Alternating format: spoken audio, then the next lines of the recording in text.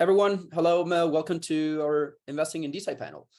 This is our second and last panel for the day. Two more panels will come tomorrow, one about AI and research and the other one about BioDAOs. So today we're happy to have Joseph waiting for him, Adam Draper from Boost VC, Jason Fang from Sora Ventures, and James Brodie from ID Theory. Thank you all for coming to speak at SciCon 2023. I see some new faces. I see some familiar faces as well. So it's really a pleasure to have you here. I'll let you guys introduce yourself in a minute so that you can tell us a bit more about what you do. But first, let me make a little disclaimer here. So everything that will be said today does not constitute legal or financial advice. You should always do your own research and due diligence. And the panelists today will be expressing their own opinions. Also, this panel has been designed to be interactive. So for the audience, we'll have 10, 15 minutes at the end for questions for the panelists. And for you guys, I'll be asking questions. Questions are directed to you all, so feel free to jump in if there's anything that you want to say. So I was just getting started with introductions. So I would say at this point, you can start. Tell us a bit about a bit more about yourself, and then James, Adam, Jason can do the same. Cool. Joseph Jacks. I started OSS Capital 5 years ago. We're the only fund exclusively investing in open source startups. We've done a couple of Web3 crypto investments, one of them being the seed of ResearchHub a few years in after Brian Armstrong was kind of funding it himself and building a team. And I think we announced that investment fairly recently. We've also invested in Parallel, which is a sci-fi card game. And they're doing pretty well. But in general, my focus tends to be more on finding exciting open source projects on GitHub and building sort of B2B software companies around them. So yeah, that's my intro. Okay, thank you, Joseph. Hi there. Yeah, I'm James Brodie. I spent 10 years doing drug discovery for a British biotech company. I'm a geneticist by training. It was halfway through that journey that I discovered Bitcoin in 2013 and the wonders of decentralization, and really recognized what the technology could do for not only my industry, but many other industries. I launched ID Theory with my co-founder, Graham Stanton, in 2019. We're a crypto native fund, investing primarily in crypto assets and DAOs. And I also summoned BeakerDAO, which is a DeSci focused investment DAO. My name is Adam Draper. I'm the founder and managing director of Boost VC. We write 500K checks into pre-seed deep tech deals. My journey to DeSci was probably through crypto. I was the first investor in Coinbase and 100 other crypto related startups. I realized that with the waves of cryptocurrency adoption came from different creator classes. The last one was NFTs and entertainment. And I am making a pretty large bet on the fact that the next wave will be an underserved creator class that doesn't have a good business model, which is scientists. And so we've backed, we're part of the round that Joseph led of the ResearchHub, and then we've also backed Molecule and a couple others. So we're, yeah. I'm a venture capitalist, so not a scientist, so don't expect science things from me. I'll be asking a lot of science questions. Jason. Yeah, so I'm Jason Fang. I'm the founder of Sora Ventures. We're a pure 100% crypto fund. Recently moved to Taiwan. My background is I was one of the first guys at Fimbushi Capital. I joined late 2015 at Fimbushi, and then moved to Shanghai in 2016 to help expand Ethereum, working very closely with Vitalik and the early developers for Ethereum Foundation. And then kind of like the rise of ICO caught my first attention. Obviously, the things that we had a bit of ups and downs, but in the process, I've learned a couple of things. And that is, I think what we see in DeSci today has a lot of similarities to what we saw in ICO, where we backed a lot of incredibly smart people. It just turns out that a lot of the first people we back are mostly from, our developers, right? And so as Adam mentioned, there's, NFTs and DeFi and then gaming that really popped. And we're venture capitalists ourselves as well. So we tend to look at things like 3-4 years down the road. And one of them is DeSci. The other one that we've been extremely bullish on is Bitcoin utility, so Ordinals and BRC20. But obviously very excited about DeSci. We've invested in 3 DeSci BioDAOs now, and also an investor in ResearchHub as well. Awesome. I also want to say thank you for ResearchHub for inviting me on this. And then, and Jason was one of the first investors who told me that I need to buy Ethereum. So I should probably thank Jason also on this. Thank him. Yeah. And it's a pleasure, honestly. Thank you. Thank you for coming. This is really a pleasure. Adam, we had you last year for the first edition of SciCon. So happy to have you for the second one as well. Yeah. Now you just can't get rid of me. I'm just going to. Yeah, exactly. So let's start by just like asking I would say a simple question, but can have a lot of facets. Why are you investing in DeSci? What gets you excited about DeSci in general? So yeah, Adam, start.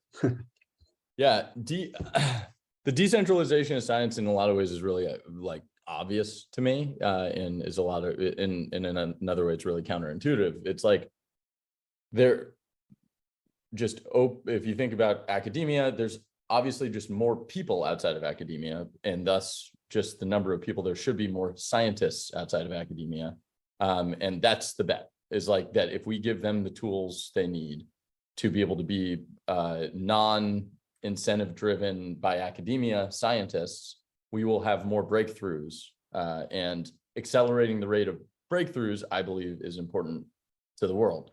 Now, why am I? My mission is to accelerate the sci-fi future. I think when you have scientific breakthroughs accelerating, that ends up building a better world for everyone, whatever that might be. So I'm, also, why aren't the scientists who invented all of the things the richest people on the planet?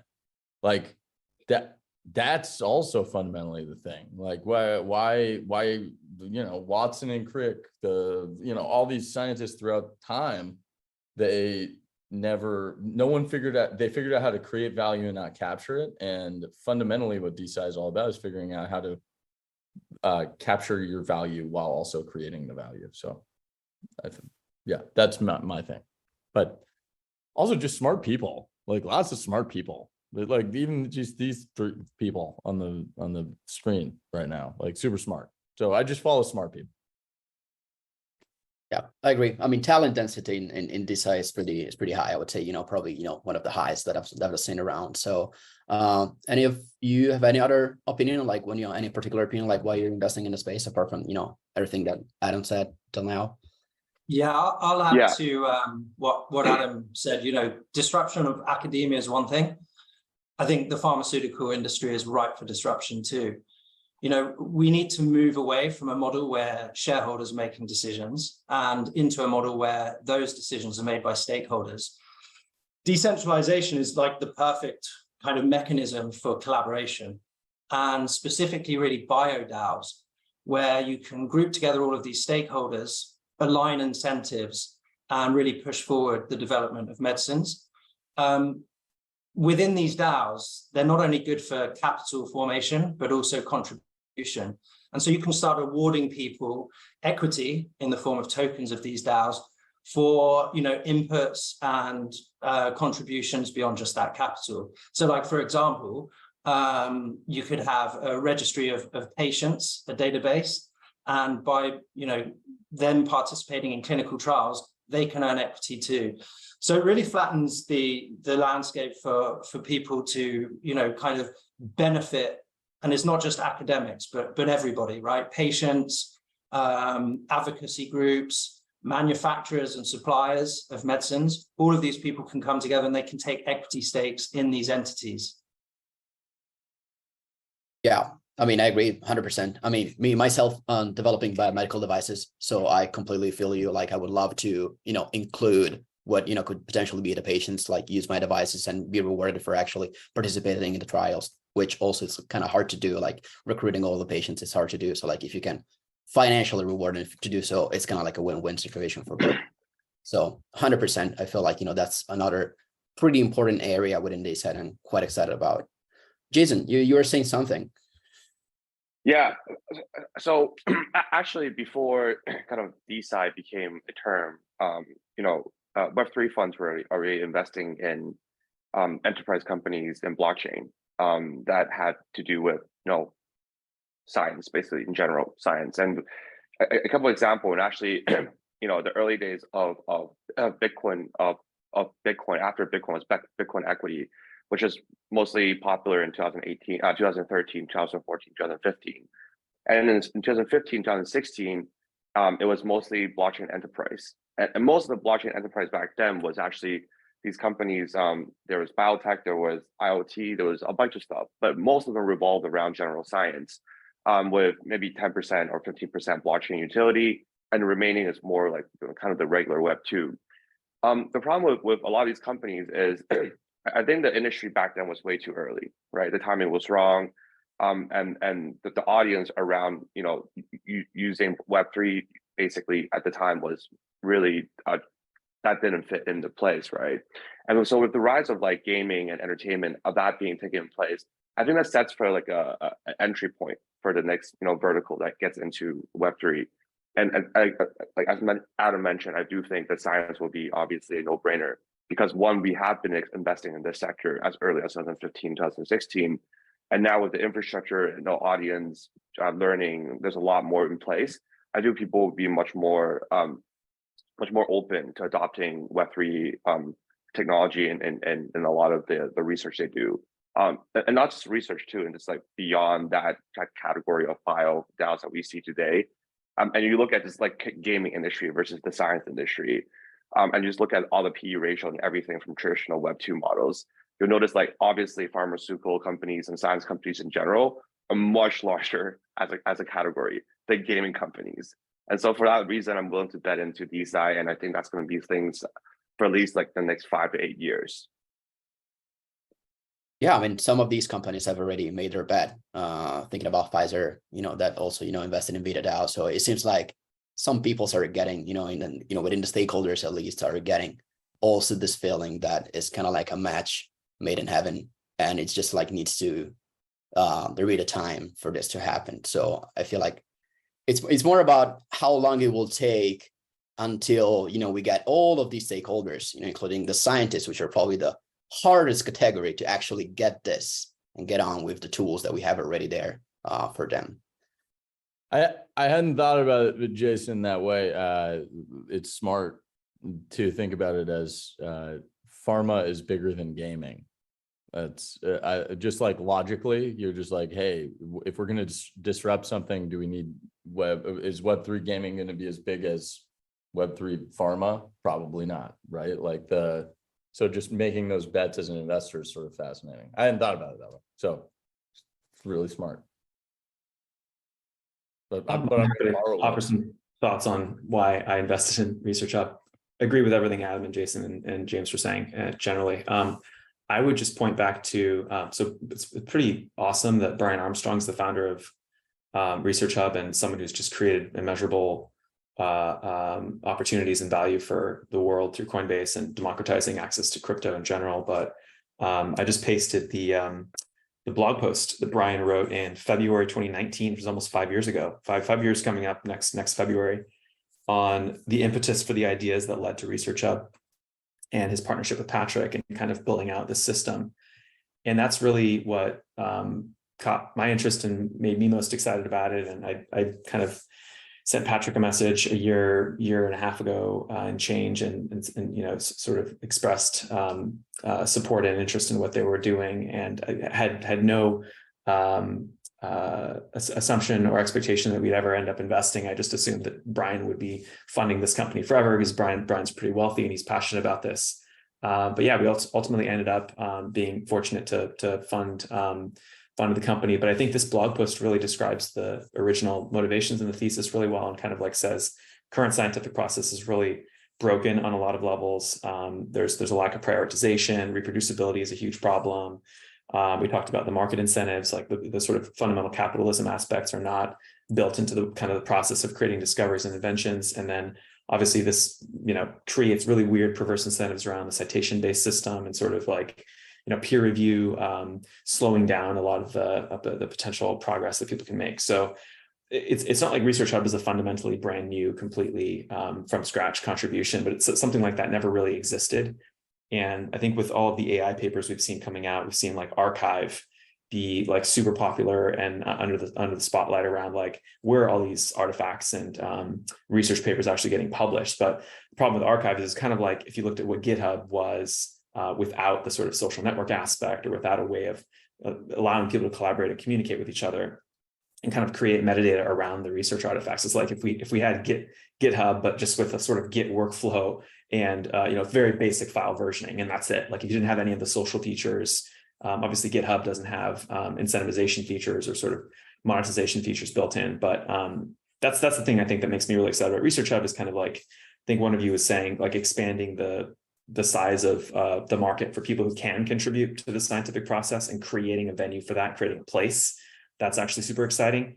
And I really don't know for sure ultimately what the business model or monetizations are for this kind of thing long term. There's obviously lots of exciting things that you can do with crypto tokens and with enterprise subscriptions and that kind of thing. But right now it's more of a long term for me, like bet on this movement actually being successful. And obviously there's a lot of companies driving a lot of interesting contributions on the infrastructure side and sort of domain specific areas of science and things like that are more bio focused or things that are more targeted in other particular areas of the science and research communities. But yeah, that's generally why I get really excited about it. And sort of the concise thing is like trying to make science more like open source, more democratized and opening up access for sort of anyone to kind of contribute to that process, and also connecting in like an inherent incentive system so people can actually have mechanisms that connect their inventions, like Adam was saying, to being able to capture some value. And I totally agree. Like, I think history has given us so many examples of like, whether it's Tesla or, the guys that discovered the DNA helix or like whatever fundamental inventions. And then you had entrepreneurs or sort of not so genius, brilliant people decades, years later, kind of synthesize those inventions into products and services. And kind of I think that's the modern understanding of, market-driven capitalism. There are very few examples of, people like Elon kind of who are brilliant in their own right, also taking other ideas, maybe incorporating and building on them. And I don't think that there's anything really wrong with that at all. Both approaches are awesome.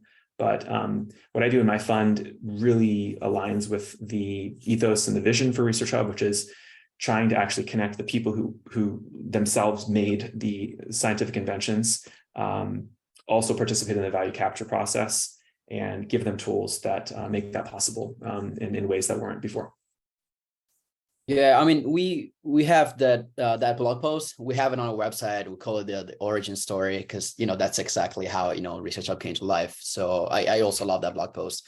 Something that also Brian says, just like taking what you were saying before, he wants ResearchHub to basically function more like open source software with like very good, very remarkable successes that we had. Do you see any similarity? What kind of similarities do you see, between open science, open source software, and this decentralized science movement that is, it's just like spinning up these days? Is there anything that the similarities that you think are really relevant in between the three movements?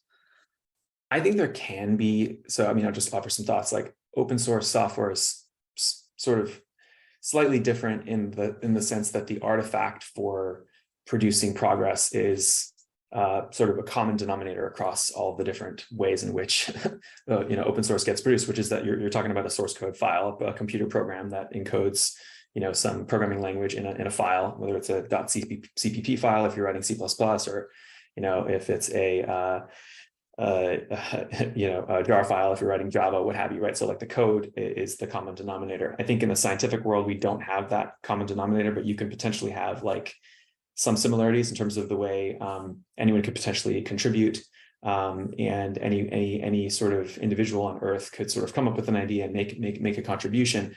The challenge in the scientific community, which is I think fundamentally what ResearchHub is looking to address, is trying to create common artifact primitives and a sort of atomic units of contribution, so that we can start to try to get closer to how open source actually works. Open source, as invented by Richard Stallman, is specifically relegated to the world of software source code, right? Like you write a piece of software, you give it an open source license, and then that thing is open source. I think what we've seen in the last decade, which makes this movement kind of hard, but also somewhat useful, but I think more largely difficult for actually making progress, is there is not a common industry appreciation for what open source actually means. And so, you have a lot of things that are called open source, but they're not actually open source. Like a good example is the llama weights and the llama model from Meta. This is not an open source piece of technology on a couple levels. One is it's not technically actually using an open source license, but two, AI, model weights and parameters are not equivalent to source code. So you can't exactly MIT license them. The licensing primitives don't carry over properly. So I think that there's some work to do around terminology, iteration, but fundamentally probably the only thing that's like preventing scientific research from being more open sourcey or kind of equivalent to the way open source software works is in the scientific community. We just don't have a common denominator primitive. Like it's not all software. Sometimes it's molecule synthesis. Sometimes it's mathematical formulas. Sometimes it's very different primitives that perhaps can be boiled down to some equations or something that looks like source code but isn't quite source code. I think there's all those kinds of challenges, but structurally I think that you can make the ethos of open source basically possible with science, but there's a huge amount of work that needs to be done to make that possible. So I got a tour of a famous lab, like a science lab, and they were showing me all this cool cellular regeneration stuff. And the scientists were like, well, you can't take pictures. You can't tell anyone. Here's 6 NDAs you have to sign before you leave the building. And I was like, well, this is poorly done. And I was like, there's going to be, so my thought process around open source is more just openness. And like one of our companies, it's a company called Radiant Nuclear. They are making a nuclear fission reactor, and which is a very physical thing in the realm of the world. And basically they've just started to like share that, like, that's their thesis, is like, hey, we're going to be fastest. And if you're going to be fastest, if you're going to be the best, it's not about secrets anymore. It's about being the best. And like, so if you're going to run, you're running fast. So I think culturally, the classic academia is not going to be running as fast as the decentralization and openness of what the new science is going to reign. And I think that's sort of an exciting opportunity where there's sort of chains in classic, and I don't mean to make classic academia like big pharma, whatever, like we need alternatives to these processes. And that's really all I'm trying to gun for. Like, I think classic academia is still going to be around. I think big pharma is still going to be around, but I think there's going to be an opportunity to choose one way or the other. And that's exciting. I think just like with crypto, I have a choice to do traditional finance, and sometimes I vote the other way. And like, I think the same thing's about to happen. So Joseph, I really appreciated your thought process around the differences between developers and scientists. I also think culture is like one of the things that I think needs to change the most from that process, which is so expensive. Education and culture, crazy expensive to change. So. Yeah, I completely agree. And I think like, it's kind of funny, open source sort of went through a similar phase and period of just kind of trying to be more philosophically palatable for people. As all things are, and we know this as investors, I think pretty well, like pretty much everything's invented by a human somewhere. So like the open source was invented by a guy like in MIT in the 80s named Richard Stallman, and it wasn't called open source then, it was called free software. And Richard was a hardcore maxi ideologue and thought that proprietary software wasn't just a different way. He thought it was fucking evil, right? And he was like, no, this is evil, and I'm going to use the opposite of the copyright system to fight this, he came up with this thing called not copyright, copyleft, right? And that was his contribution. So it took 15 years for a bunch of people to go and say, Richard's a genius and amazing, but we need to rebrand this so that this is more palatable for people philosophically, like you were just saying. I did not know this, and I absolutely love this. Yeah, so I mean, I basically do what I do and dedicate my life to after learning this stuff, because it's pretty fascinating once you learn it. But it's a group in the late 90s, Tim O'Reilly, a handful of others, that basically said, look, we need to take Richard's hardcore ideological ideas and make them more palatable for industry and make them more pragmatic and acceptable. They literally did a marketing rebrand from saying, look, it's no longer free software, let's call it open source. And let's create some licenses that implement Richard's ideas, the 4 freedoms, right? The freedom to see, run, execute, and modify the code. And now we have a set of licenses that implement those freedoms, MIT, Apache, BSL, MPL, many others. And that lucky timing shift also coincided with the rise of the internet over the following years, late 90s, early 2000s. But what I think is absolutely fascinating is we've seen this kind of repeat with crypto, where the initial wave was very ideologically driven. And I think we're going through maybe a sort of a phase shift or a trend now where there's like tools and systems built that are actually reliable and practical, to where you don't necessarily have to buy all the way into the philosophy. But just like Adam was saying, like I have another choice. I have an option that gives me these features that are actually super compelling. But I don't necessarily need to buy into, like a super hardcore maxi philosophy. And that's really what unlocks 100x, 1000x more growth of the primitives and the ideas in industry, where I think if you talk to 100 developers, and everyone uses open source, so we wouldn't exist without open source, and you ask them if they knew the history that I just articulated, maybe 5 out of 100 would know the history that I just described, right? I mean, this is like deep, kind of like nuanced history. People just take for granted that these things exist, and they're just like, oh wait, open source, wasn't it always that way? Actually, no, it wasn't. Like, a guy had to stand up and invent these ideas and give people tools in which to actually adopt them. Like the GNU public license was the first open source free software license, the GPL. And then Richard also wrote a manifesto. He also wrote some tools, one of them being specifically Emacs, which is one of the original text editors for writing software.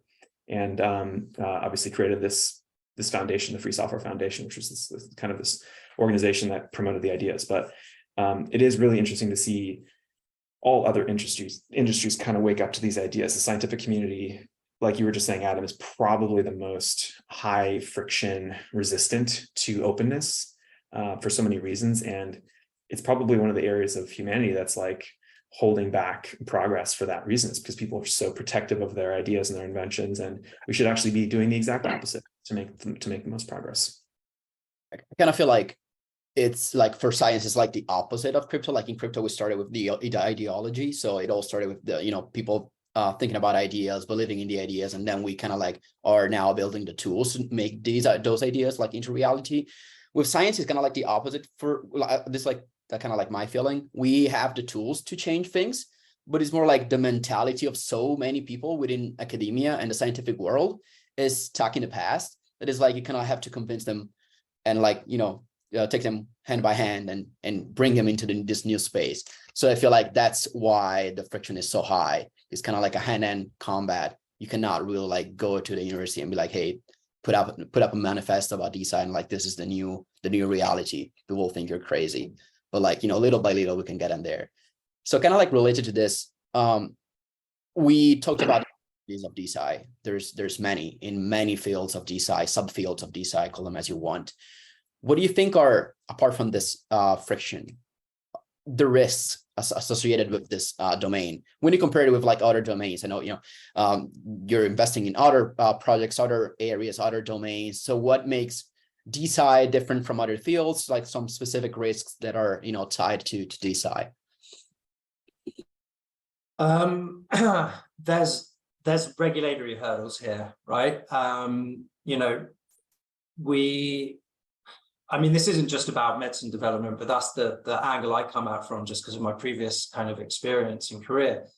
There are technical hiccups as well. We're dealing with smart contracts.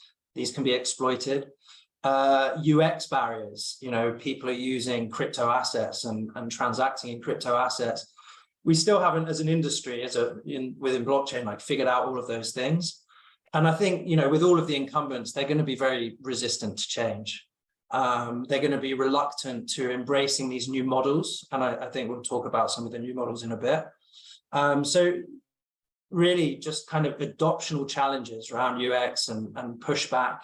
And the regulatory one's like a huge one. Not only do we have like financial regulators, we've got drug regulators as well. So it's like a two-pronged attack we really have to protect ourselves against. Yeah, I mean, I think the obvious one is the ones that James mentioned.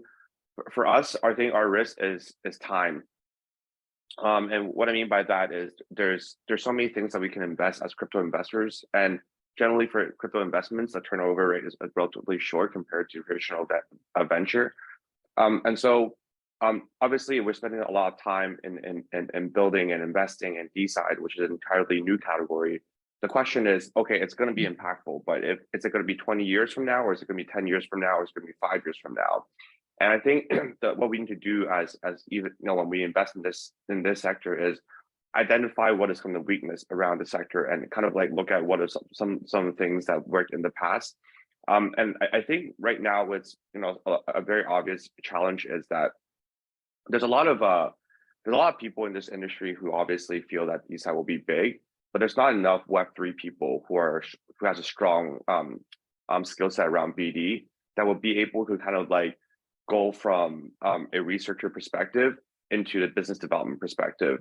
The only you're able to unlock that barrier, where you're able to unlock things like exchanges, like, you know, like centralized exchanges, the top exchanges around Web3, and all the core infrastructure that will support DeSci. So generally, I think that the way to look at this is once you have one really you know, good case study where, you know, a token gets listed on Binance and it hits 100x, then people will start coming in. It's always like that in crypto. And obviously there's going to be people who disagree with this opinion and be like, okay, well, we got to focus more on getting the right scientists to get rewarded. But, you know, going back to what Joseph said, you know, Richard Stallman is a very extremist, right? You know, he a lot of his things that he's done end up being kind of like, people used it and then they built their own kind of like their own company that end up being billion-dollar companies. But he himself, like, he didn't take the monetary credit that he deserved. Like, he's not like rich or anything like that. In fact, he's kind of still very kind of like closed-minded, and he still have his own opinions on things. And so what I've realized is, like, yes, when we're investing in a lot of these companies, you know, we also need to be very, very honest about like the weaknesses around there. And it's okay that, you know, every company, I think at the end of the day, people are passionate about what they're doing. And so obviously they're doing and trying to build, and this is what they do, right? This is they build products and we're investing, we're supporting them.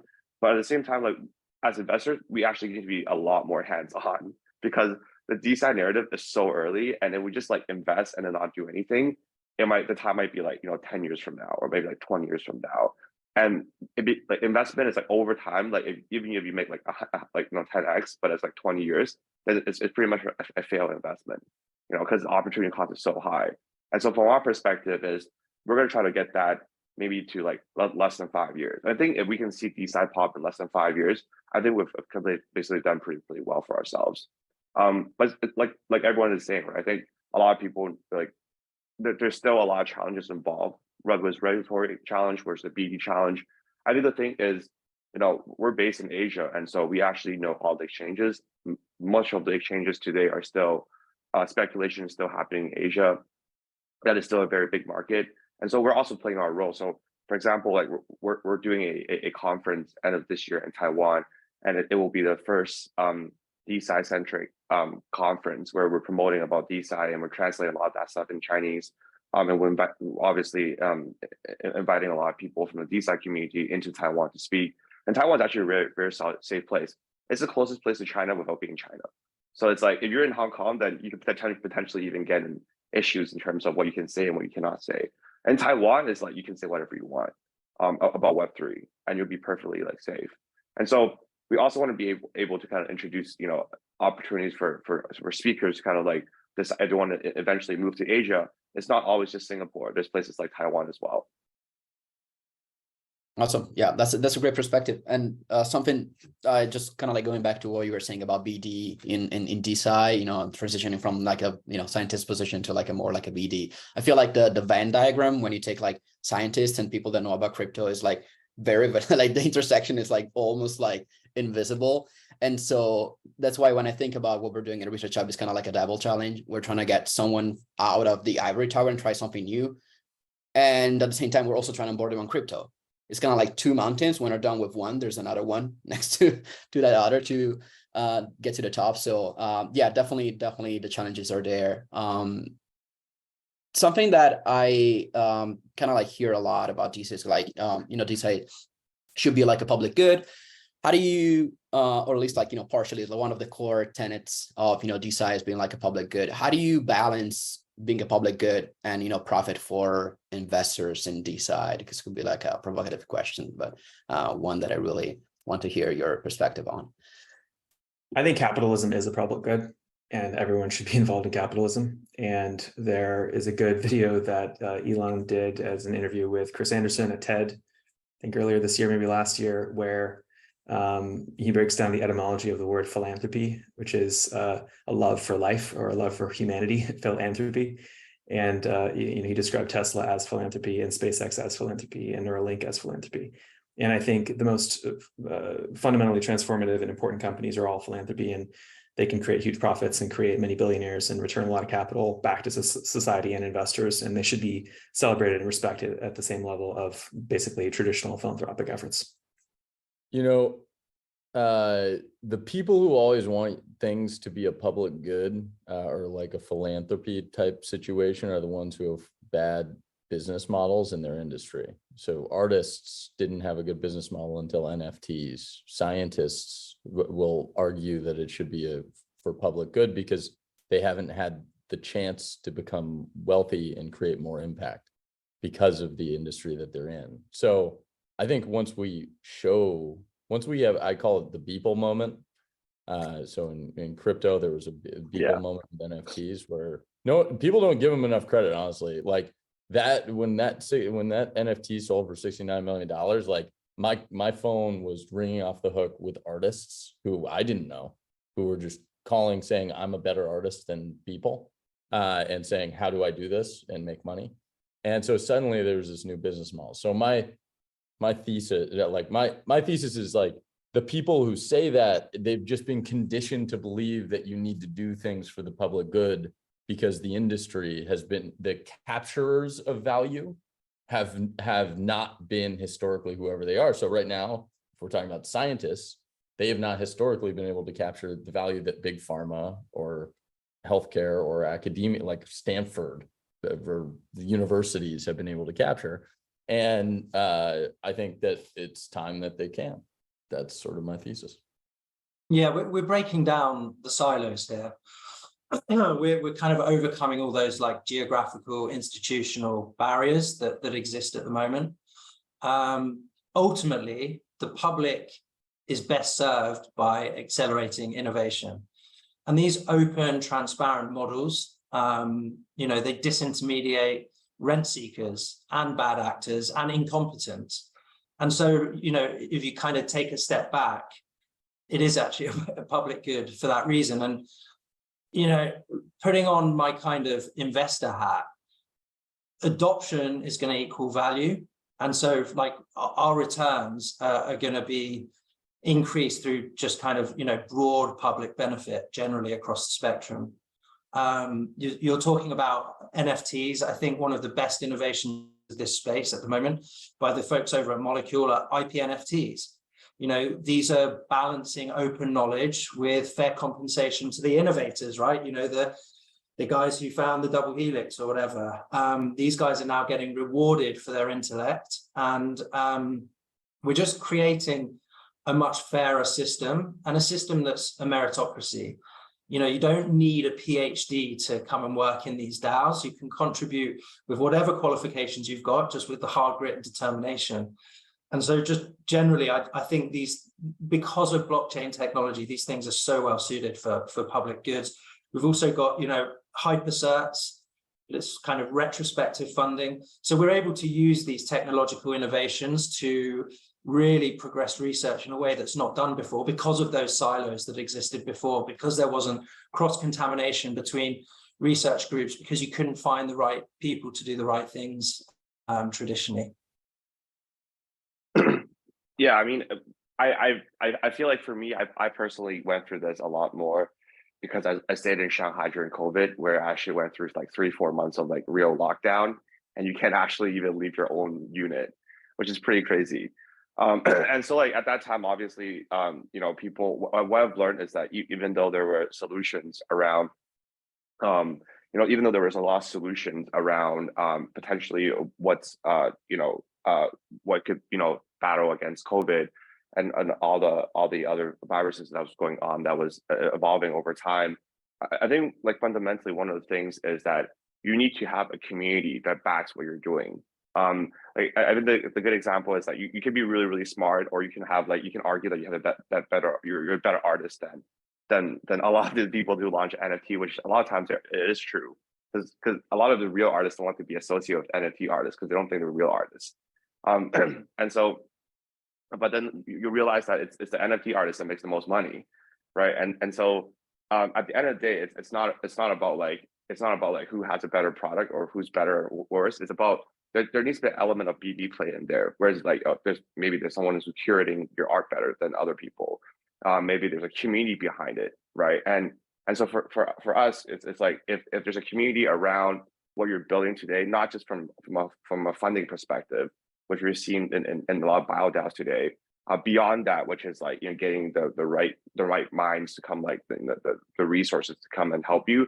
I think what we're going to see is that, you know, traditional like healthcare, where we see like a lot of the time frame for these profit to be like, you know, around like the 10-year plus investment mark, that might actually shrink to a lot shorter than that, maybe to like 2 to 3 years, right? And I think that's very powerful, right? We've actually, I think Jim can probably share a bit more on that, because, you know, Molecules actually doing a lot of that stuff right now, where they're really removing a lot of the bottlenecks, and they're through a BD play and community play and getting a lot of the resources, you know, properly and more efficiently. They actually shrunk a lot of their delays, which, you know, we're talking about like, you know, well over 50% of the entire lifespan of the research. So we're seeing that, and then after we scale that, I think that's going to be where like things really blow up. And that's like, before that, we're trying to build basically a robust infrastructure for the industry to scale. Yeah, 100%. And tomorrow there will be a panel, a BioDAO panel. So we'll be talking a lot about, you know, this concept of IP NFT innovation for BioDAOs. So before taking questions from the audience, I just wanted to kind of like close the loop and, you know, looking ahead, you know, let's say, you know, DeSci succeeds, achieves critical mass.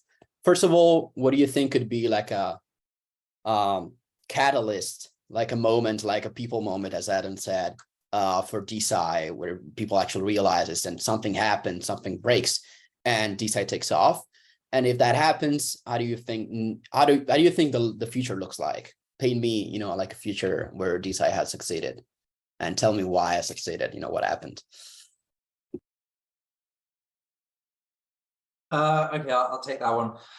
I think we need to see some kind of killer 10x, 100x applications that people are using, whether that's kind of, you know, wearables linked to blockchain and they're uploading their data and kind of benefiting from the collective, you know, data repositories. What would be my dream is an end-to-end development of a medicine within a DAO.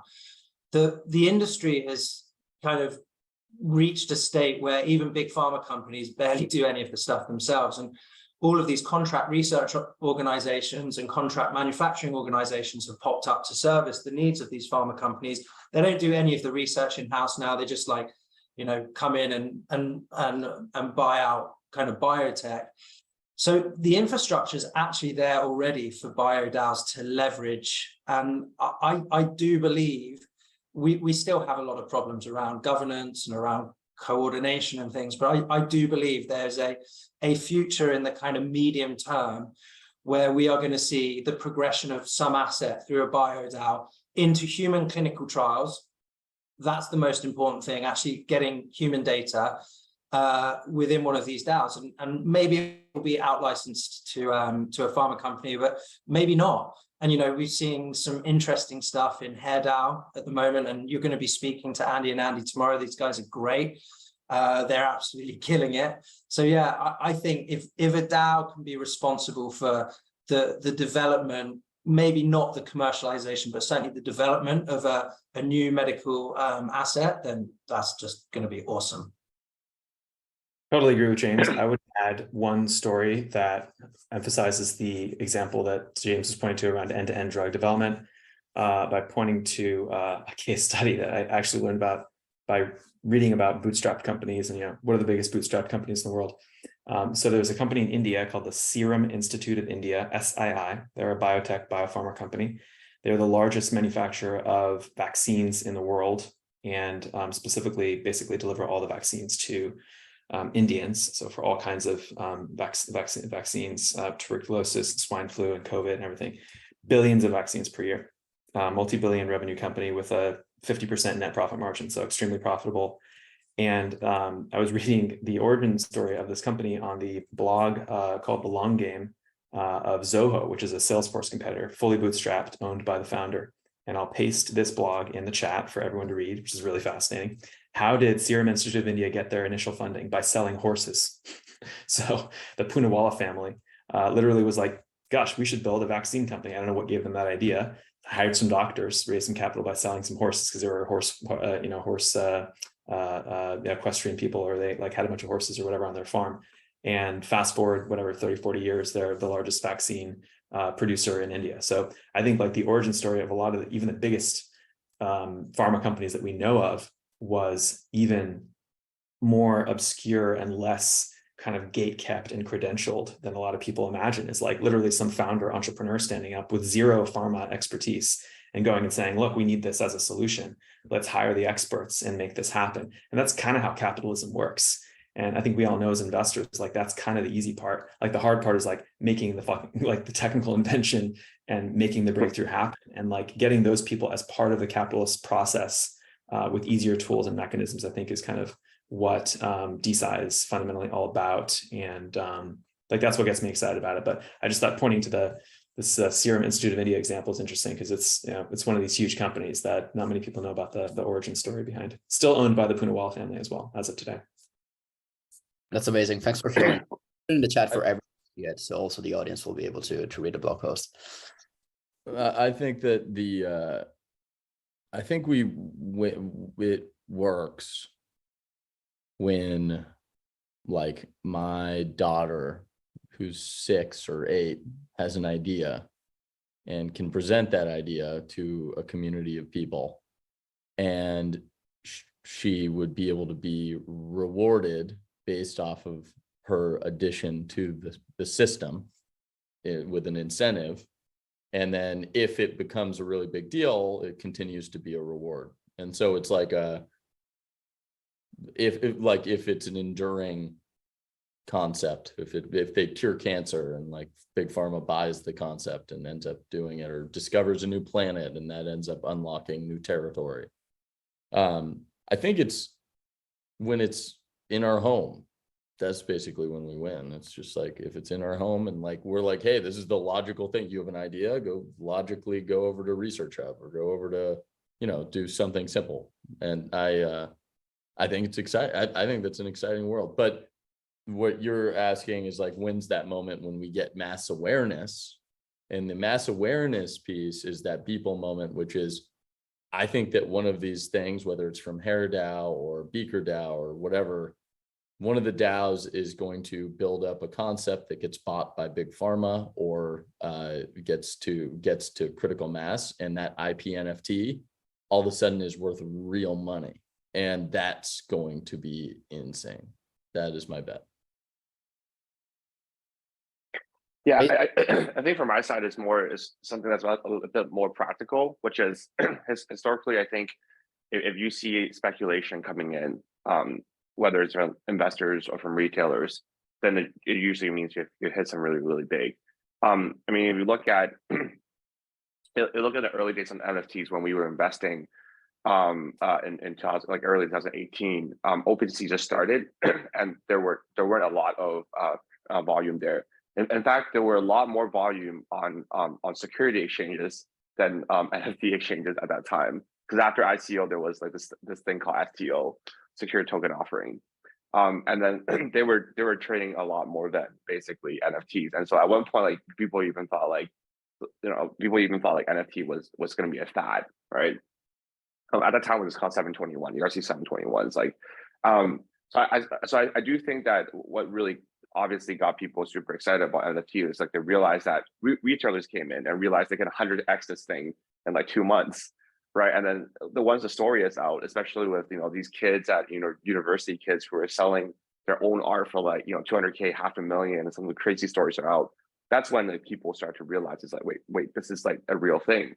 And you can actually turn art into, regardless of your age, into real money, right? So like, as Adam mentioned, right? But before that, then obviously I think there need to be very practical approaches, like, are crypto exchanges even going to list anything in DeSci, right? And so far we haven't seen any. So it's like, I guess my goal also in the next couple months is to kind of start working, educating with exchanges, and like sharing the idea that, hey, DeSci will actually attract a lot of people into the exchange business. And so you should definitely start looking at DeSci. And here are some of the really good ones to list potentially. So that's kind of like my role. And then I do feel like once you get involved with some of the top exchanges, then you're able to basically turn in the button where it's like you have basically no funding to a lot of funding, to the point that you might, if it's very successful, then a lot of these companies will get listed on top exchanges.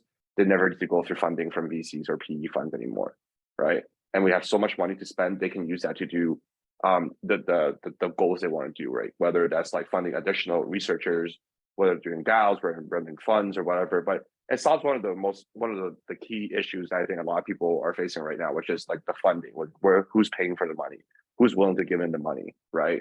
And yes, VCs can only give it a bunch, but at the end of the day, you do need like to unlock the real industry, which is like getting on the exchange and have a bunch of volume, and where that's where most companies go from like 0 to 100x in crypto. Yeah, 100%, 100%.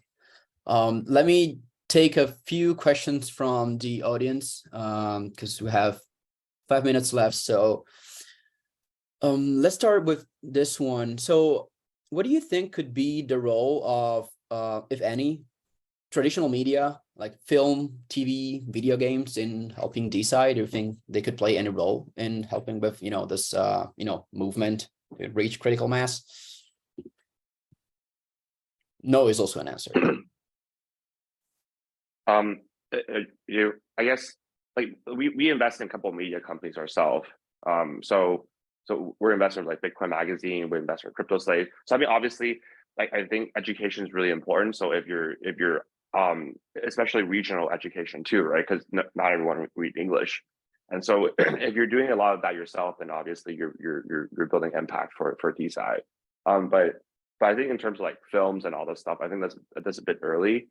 Unless you're really going the angle where you're there's already case study where a Web2 company turns into a Web3 company, and basically they tokenize some of their stuff that they already have in the field of science. And we've actually seen that actually in 2015, in the first one I worked at, called Fambushi, they invested in a company called VeChain, which basically did like supply chain provenance and just making sure that the companies that the products that ship into China, that they're real. And then there's a very simple use case for blockchain. And then during the hype of ICO, they launched a token, and they made a bunch of money, and then they raised a bunch of money, and now they're able to kind of publish and really get more in depth with utilizing blockchain utility. And obviously, because a big part of that is because our industry has grown so much. But at the same time, it's like there's an example where you're taking something that happened in the past, like VeChain, for example, where it went from Web 2 and then went to Web 3, and now they're doing a lot in terms of what they're building. I'm going to change my answer on the last question and to tie it into this answer. I think that first off, media always plays a role in the adoption and education of industry, especially from like I was able to watch as CoinDesk went from nothing to like a huge industry defining category. And every industry sort of does this. They launch one in space and VR, and like every industry has sort of a media publication that helps tell the story. But my answer to the last question is we need a Beeple moment, and then we're going to need a Mt. Gox moment. And like both will happen where classic academia is going to have to try to dunk in a bad way on the decentralization of science and be upset about it. And then, but it will keep going. I think things go through these like micro bubbles, rise and fall. And it's sort of, we were able to watch it with crypto if you were in that industry for long enough. But so I will say like, hey, you know what it's going to be? It's going to be something like, hey, cancer cure gets bought by big pharma, some AI cancer cure drug. And then it's going to be like kid experiments on other student with like a cloning drug. And then it's like, oh my God, like we need to regulate this. It's going to be the worst. It's going to be like that type of thing. It's going to be something that's like means everything to DeSci, but also obviously there's regulatory boundaries we're hitting. And so it's going to be, I'm excited for it. I think it's going to be it's going to be an interesting world where people are able to really participate in science from everywhere. Yeah, as a kind of adjacency to Adam's point, you know, on the regulatory side, that there will be issues, there always are. But it's really important for us in this movement to engage regulators early. You know, I was saying we're having a two-pronged attack. I mean, the regulators are not our enemies. I would argue the opposite, but continue. I'm excited about it. Yeah, I mean, as it stands, unfortunately, they're the gatekeepers to approving medicines. But, you know, in my last job, I was developing medicines from cannabis, and we were doing it in kids, right? Refractory epilepsy. These are kids who have catastrophic conditions, 300 seizures a day. So imagine trying to put weed into kids. There were regulatory hurdles, but these guys embraced us with open arms. And, you know, we developed the medicine to the tough and strict pharmaceutical standards.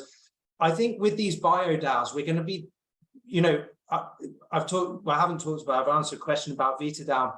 You can't get medicine approved for longevity because the trials are going to be too long. You know, did someone live longer, and way too expensive. We need new regulatory pathways. We need them to kind of open up to the idea of pre-approvals where we can start testing what we know to be really safe medicines on people before approvals. So I think we have an opportunity here to open up new ways of doing things. Whether you know, TV and media and video games can be part of that, I don't know. But I would encourage people to not look at regulators too much like the bad guys. On the other side, in crypto, especially in the US, it feels like they are the bad guys right now. I think on the medicine side, we might have a better audience there. I think TV, movie, entertainment media can play a massive role actually in making this really popular, which is just, you know, creating things that society resonates with. And, you know, we've seen advertising be really useful for that. We've seen movies and pop culture be really useful. We've seen, you know, social media campaigns and things that just take off virally on TikTok or whatever, you know, the social media platform du jour is. So like, I think connecting a lot of these concepts with something that could take off massively in the public sphere at a societal level, especially with like, you know, cutting across all the demographics would be actually really powerful. I don't really know what that would look like. But I think the geeks in this Zoom and the people who are like really bought into this understand the technical aspects and they understand all the philosophical pieces. We need to demystify and simplify all that stuff for society by orders of magnitude if we want to like bring people into this movement and see, you know, examples like Adam was saying around like some child or some young person coming up with an awesome idea and contributing something. Yeah, mimetics are a powerful thing, right? You should check out the hair down memes. They're awesome. Yeah, I think we should really be hitting on the general public, because if you think about it, DeSci has already been covered by journals, which is kind of crazy. Like, you know, kind of funny actually. Like Nature published on news about DeSci, the DeSci movement. So I feel like what we really need is the general public to see what DeSci can do and potentially support this movement while we're building the tools to actually make it happen. I'll take this other question, which I haven't answered myself, but how can we as scientists change the incentive structure for academics so that publishing in high impact factor journals isn't anymore the only North Star or measure for promotion? So I will leave it, open this up to you guys. I think, one way could be actually introducing financial incentives. This is what we're trying to do with, ResearchHub and the paid peer review initiative. We're basically seeing that if you take out the financial incentive, people will find other incentives that those are basically citations. And so we'll game the system to get more of that. So that could be one way to do it. Do you have any other opinion on this? Yeah, I think tokenization is really important, right? So, I think if you look at how people build their Twitter accounts today, you realize that it's actually quite simple. It's like you just to give out like your own token, or you're giving out an NFT, you're giving out some, if you're launching a blockchain company, then obviously you have your own token, and you're giving out your own tokens, and people come and actually do the work you ask them to do, right? And we've seen that work in Twitter, where like people are able to build their account up to 100K or 200K with real accounts, and we've seen that with a lot of products as well. And so, like the to earn model is in theory like people, it's all about psychology. It's all about like knowing people what people want, and at the end of the day, people want to make money. And so they're playing games to make money. They're doing whatever to make money. They're running to make money, right? And so here it's building a ecosystem with a consensus mechanism that actually makes sense to reward researchers or to reward contributors. And that's something that I think will obviously enhance the process. And that's something that I think will take time, because that's not something that as VC investors can give an answer to. And that's also not something that researchers themselves can give an answer to. It's like you basically have to work together as a group in order to find that balance. And we've seen that kind of like in the early days with Ethereum too, where like people basically know that this needs to be built, but then it's so hard to like define and to build the consensus mechanism around it, because people generally have their bias, or they have their own train of thoughts. And so like at the end of the day, it's all about finding that balance. So I think one of the undervalued things that a lot of people have ignored in a lot of these markets is who the star is. And so I would say, like on the currency side, yeah, it's great. It's add incentives to everything. That's how people do things. I have a very hard belief that people do things for money. That's it's tough to argue against. And to me, not maybe other people debate this. But I think one of the things that often gets ignored is that the scientist is the star. They're the shining star that makes all these things tick. And so it really starts to pump and hum when there is someone who I can reference. Like George Church is a really big name in science, right? I would grapple like if you asked me to list 5 scientists' names, I would have difficulty. Okay, like, and they would not be related, and they would not be in a category. And maybe I would have backed them, or maybe I've already backed enough where I can say list off a few, but it would be difficult for me to do that. I think one of the most important things that we can do in DeSci is remind everyone that the scientist is the star, and that they're doing very, very important work, and that without the scientists, there is no science in this world, right? And just being able to reward them, but also sort of honor the fact that they're doing good work. I think, everyone wants a Nobel Prize, everyone wants all these things. It's like, I don't know, really, they just want a pat on the back that they worked on something important. I believe people want to be useful. And I think getting it to the mass market that like you can be useful is a good thing. So yes, I think the reward and the incentive makes sense. But once you start to really honor the fact that the scientist is the hero, I think everything falls into place. And those things can be enabled through, you know, reputation systems and credential systems. And I know the folks at ResearchHub have been thinking about this really, really deeply. It just allows for novel value exchanges and actually kind of it unlocks a market around specific kind of scientific skill sets. So now scientists aren't just, you know, publishing, but they're also, you know, refereeing and reviewing published literature and getting awarded to do that competently and building up a reputation. And then that's giving them or granting them access to functions and capabilities within these DAOs. Yeah, we should make them stars. We should make more people want to be scientists. I mean, doing a PhD myself, so I kind of believe in that too. Okay. If you don't have any other thoughts, I think we've been a bit over time. I've really enjoyed this conversation. I'd like to really, really thank you a lot for coming here today. It's been a pleasure to have you all.